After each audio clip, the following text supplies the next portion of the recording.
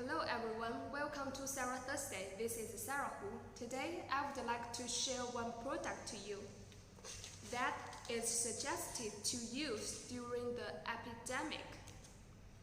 This is the product, the UV disinfection lamp.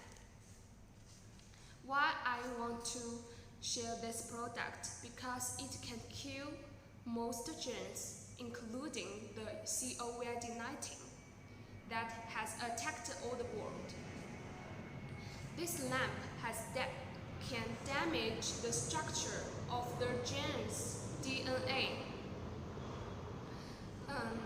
It can make it lose its function of the bleeding and replicate, so as to kill most germs. These lamps are used in more than 14 square meters of space. It is also easy to use. First, we need to turn it on. You also can use the remote controller to turn it on. It will disinfect for 15 minutes. The time you also can choose any time.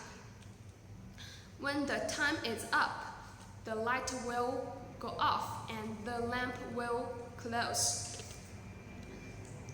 The room that has disinfected by this lamp that need to be ventilated, because the lamp will produce many ozone. You know, it is not good. You also need to pay attention to use the lamp.